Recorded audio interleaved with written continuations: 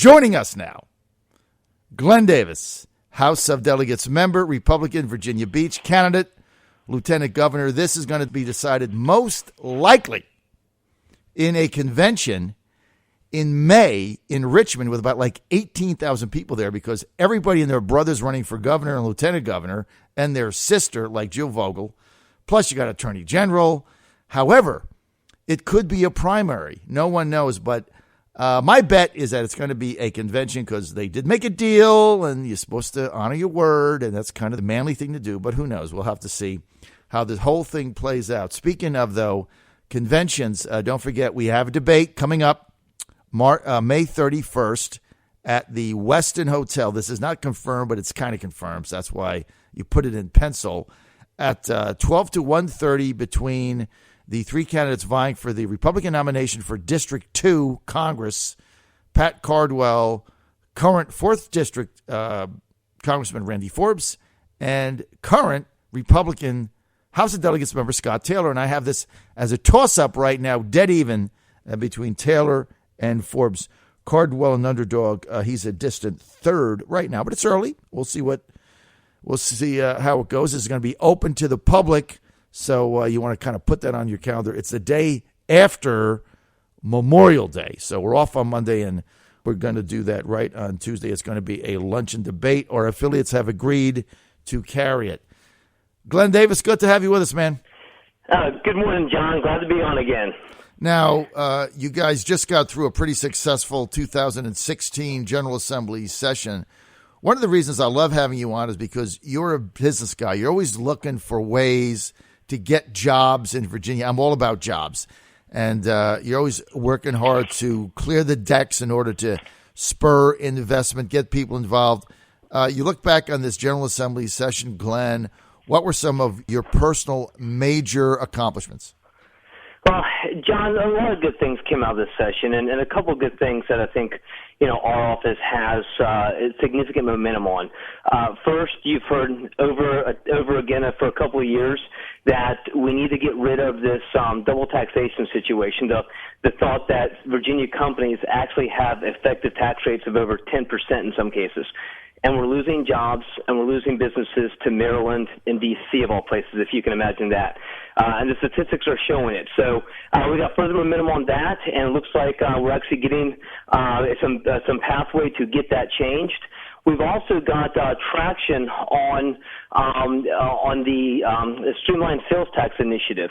One thing we all talk about is it'd be great to go to a consumption tax or what is put out there as the flat tax. But we have to kind of get this unified idea of the sales tax down so we can go that route, and we have a study over that over the summer. We also have a study going on related to unemployment insurance. The burden on Virginia small businesses is growing and growing, and some things, Virginia can't control, like the impact of Obamacare on small businesses. That was at the federal level. But we can control what unemployment insurance and other factors that Virginia burdens businesses with. And we're looking at that now to go into a proportional ratio as opposed to what exists today of a 30-day cliff where if you hire someone and they're on your payroll for 31 days, at that point you're 100% liable for all their unemployment costs going forward if you should let them go. And in many cases I say let them go, but John, you and I know, and all small business owners know, that in many cases they can leave you, go start their own business. They can do a lot of things, and we're still responsible. So we're bringing some common sense to the business structure in Virginia, and we're excited about it. Tell me about this flat tax idea. How real is that? Well, it's what you're hearing at the federal level, John. It's that whole idea of going to that consumption-based tax. And it's something that I think a lot of people think makes a lot of sense. It's a lot of the grassroots have been talking about it. But for us to do it, we have to have a tax system that is consistent, at least around a state, if not, around the nation. And there's a streamlined sales tax initiative that was started, and there's almost 24 states now that are participatory in it, that are starting to create that pathway. And we're looking at that over the summer now to see if that's something that makes sense for Virginia. I think long term, we see a trend going in this direction, and we all know, the IRS is overreaching today, and none of us can understand the tax code to save our life when it comes to the federal level. But it requires the states to come together first and have some type of consistency before something can probably be adopted at the federal level. And honestly, if the states come together, the federal level is going to have to do it. See, I like that idea. I would love to see that advanced in Virginia because it would spur a debate. And I would love to see, I'm not sure, Glenn Davis, I'll ever see this in my lifetime, but I would love to see a flat tax where you fill your tax form out on a postcard. Steve Forbes originally came up with the idea when he ran for president the first time back in 96. He actually had a form developed, and it was like the size of an index. It was like 3 by 5. You just mail it in an envelope. Hopefully someday we can at least get to that type of a structure. Right, and John, it's whether it's the flat tax or even a fair tax. I was a big fan of Bortz's book. You probably read it yourself, yes. The fair tax, and I thought that's a great model. And it's kind of the same scenario, though. That fair tax model, it eliminates the IRS basically, and says, okay, we're going to pay based on consumption. But once again, because of the technology we have today and how we buy goods, not only in hard brick and mortar retail, but across the internet, it requires states to kind of come together, and the basis for something like that exists in that streamlined sales tax initiative and that compact that a number of states have already come together on.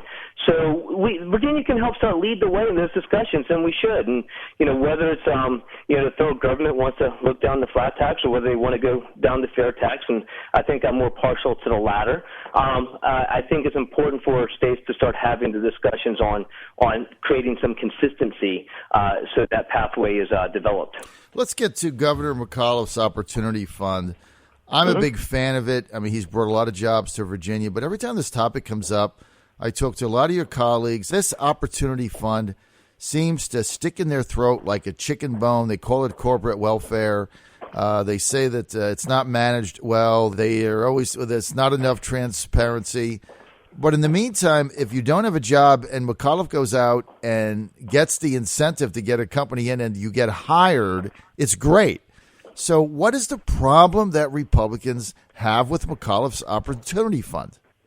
Well, John, I think it comes down to, in some cases, like you said, either the transparency or is it needed? There's the money is out there, and it's out there to bring jobs and businesses that would not come to Virginia were it not for that opportunity with the credits. And sometimes in all levels of government, you can get to a point where it just becomes almost expected that money is kind of thrown out there, either to keep a business or to bring a business here, not really sometimes driving down into is it really necessary, were they going to stay or were they going to come without it. And on top of that, John, when I was on city council, we had something called economic development grants. And if a business came to our city and did certain things, they would get the grant. But the grant was after the fact. So when they did this, then they were given X.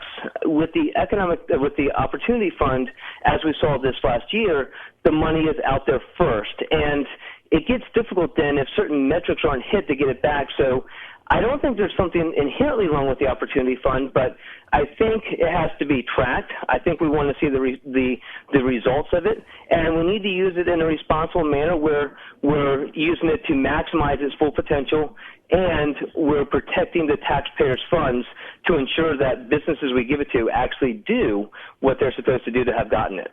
All right, well, that makes sense.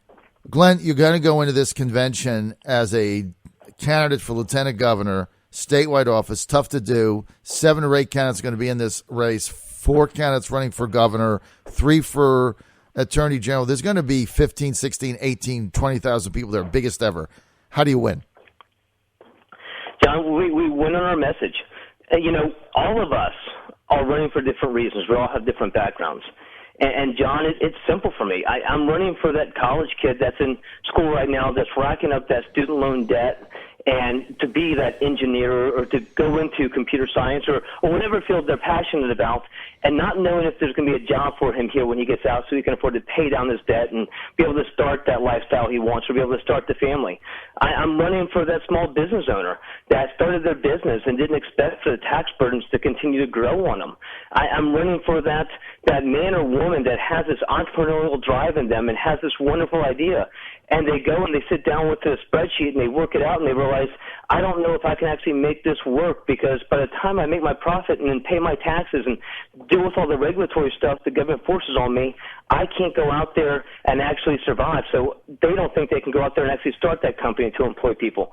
John, that's who I'm running for, and I think that message resonates.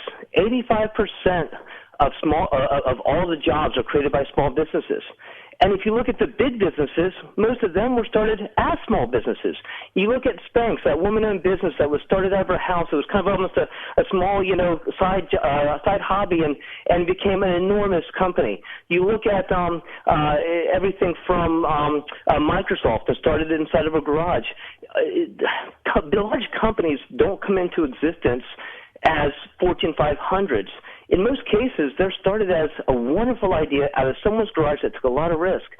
And by creating that entrepreneurial spirit again and allowing it to thrive, we're going to create jobs. And at that point, the college student is not fearing whether or not he's going to be able to pay his student loan, and because he knows he can go out there and get that good job. The small business owner feels the burden be released from him and allows his company to flourish and grow and hire more people. And that man or woman that has that idea, once again, is allowed to go after the American dream, which is to take a risk on an idea and create what they can out of it through sheer determination and persistence. And I think that message resonates. And, Glenn, you're a walking, talking, living, breathing example of that, right?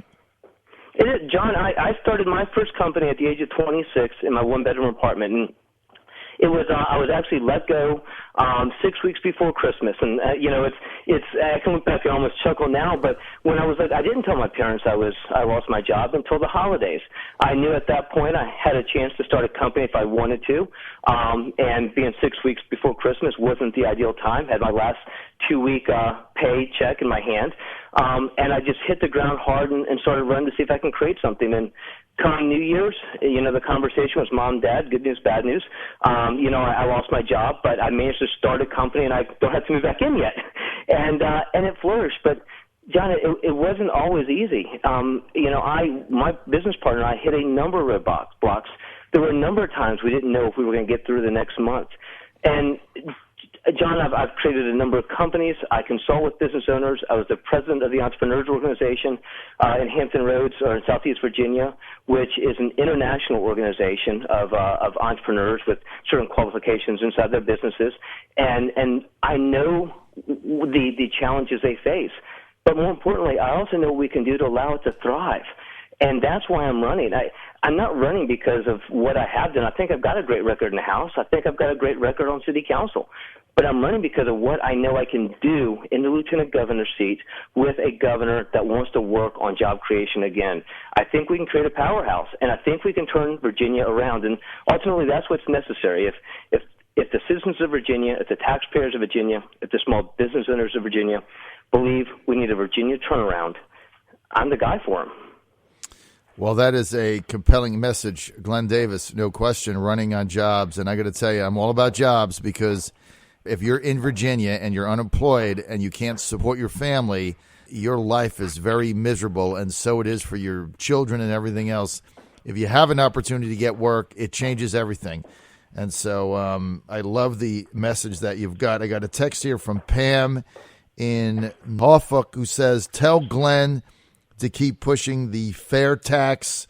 Nobody will campaign on it for fear of being demagogued. So you got a fan in Pam from Norfolk right there. Hey, Glenn, I'm almost out of time. You want more information? Go to glennrdavis.com. That's glennrdavis.com. Glenn, we're excited to have you in the race, and we look forward to you getting out there statewide on the campaign trail, and we're certainly going to be following this lieutenant governor's race very closely. Thanks for being with us, Glenn. Thanks for having me, John. Have a great week. All right. Glenn Davis running for lieutenant governor, one of 7 candidates. Let me go over them again. Senator Jill Vogel, Senator Bryce Reeves, Danny Vargas, Micah Edmonds, Shaq Hill, Ken Peterson, Glenn Davis, obviously, he just got in. And Scott Taylor was running, but now he's running for Congress. This is the John Fredericks Radio Network.